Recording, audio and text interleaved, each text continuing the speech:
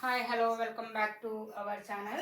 Today I am going to discuss about 9th class maths chapter 2 exercise 2.1. Chapter 2 బహుపదులు exercise 2.1. ఈ problems చేసే ముందు మీరు ఇంకా నా ఛానల్ సబ్స్క్రైబ్ చేసుకోకపోతే సబ్స్క్రైబ్ చేసుకోండి, like and share. Thank you. ఈ సెకండ్ ప్రాబ్లం ఏమవుతుందంటే క్రింది వాటిలో x² గుణకాలను రాయండి అన్నారు. ఈ వీడియో ఎండ్ వరకు చూడండి, ఇంపార్టెంట్ ప్రాబ్లం ఉంది ఇక్కడ కింద. సెకండ్ ప్రాబ్లం ఏమి, క్రింది వాటిలో x² గుణకాలను రాయండి. ఫస్ట్ వన్ వచ్చి 2 + x² + x. ఇవన్నీ పాలినామియల్సే. పాలినామియల్స్లో ఇచ్చిన పాలినామియల్స్లో x² గుణకాలు మాత్రమే రాయాల్సి ఉంటుంది. చూడండి, మీకు గుణకము ఎలా అనేది కనుక్కోవాలో ప్రీవియస్ వీడియోస్లో చెప్పాను. ఇక్కడ x² ఉంది. x² ముందర ఏదైతే ఉంటుందో దాన్నే మనం గుణకం అంటాం. చూడండి, ఇక్కడ 1, ఇక్కడ ఏమీ లేదంటే 1 ఉన్నట్టు అర్థం. ఇక్కడ 2 ఉంటే x² గుణకము 2 అవుతుంది. 3 ఉంటే x² గుణకము 3 అవుతుంది. ఇక్కడ ఏమీ ఇవ్వలేదు కాబట్టి మనము 1గా ట్రీట్ చేస్తాం. దీని యొక్క x² యొక్క గుణకం ఏది 1. ఇక్కడ ప్లస్ గుర్తుంది కాబట్టి మళ్ళీ ప్లస్గా పెట్టాల్సిన పని లేదు. అదే మైనస్ ఉంటే పెట్టాల్సి ఉంటుంది.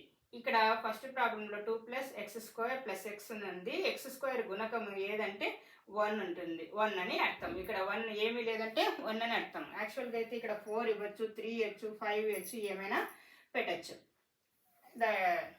దట్ ఈస్ ద x² గుణకము ఇక్కడ 1. 2 - x² + x³. ఇక్కడ చూడండి, x² అనేది ఇక్కడ ఉంది. దీని యొక్క గుణకం అంటే ముందర ఏదైతే ఉందో దానికి రాసుకుంటాము. ఇక్కడ మైనస్ ఉంది కాబట్టి x² గుణకం ఇక్కడ కూడా సేమ్ మోడల్లో 1.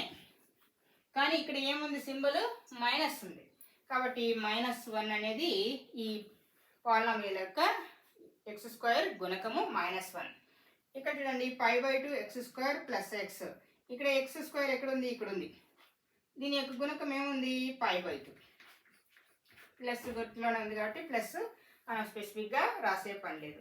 √2x - 1. ఇక్కడ x మాత్రమే ఉంది, x² గుణకం లేదు. అప్పుడు ఏం చెప్తాము, ఇక్కడ √x √2x ప్లస్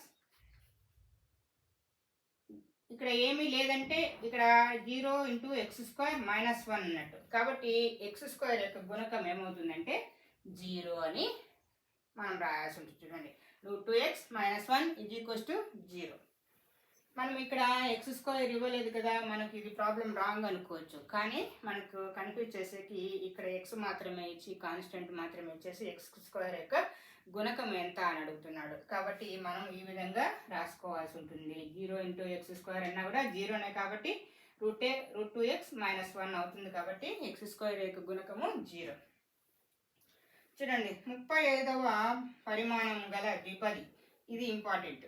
100వ పరిమాణం గల ఒక ఏకపదులకు ఉదాహరణ ఇవ్వండి అంటున్నాడు. చూడండి, 35 పరిమాణం మీన్స్ డిగ్రీ, ద్విపది మీన్స్ బైనామియల్. అంటే ఒక బైనామియల్ రాయాలి, పరిమాణం ఎంత ఉండాలి, డిగ్రీ 35 ఉండాలి. చూడండి, x⁵35 బైనామియల్ రాయాలి కాబట్టి మన ఇష్టం. ఇక్కడ 4 గుణకం పెట్టుకోవచ్చు, లేకుంటే ఏదైనా రాసుకోవచ్చు, మన ఇష్టం. ఇక్కడ ఎక్స్ట్రాగా ఒక పదం రాయాల్సి ఉంటుంది. 4 × x⁵35 + 6. ఇది 35 పరిమాణం గల ద్విపది. ద్విపది అని ఎందుకు అంటున్నామంటే 2 పదులు ఉన్నాయి కాబట్టి అది ద్విపది అవుతుంది. నెక్స్ట్ 100వ పరిమాణం గల ఒక ఏకపదులను ఉదాహరణ ఇవ్వండి. ఏకపది అంటే మోనామియల్. ఇక్కడ 100 పరిమాణం ఉండాలి. 100 అంటే ఘాతము 100 ఉండాలి అని అర్థం. x⁵100. This is the one variable in polynomial.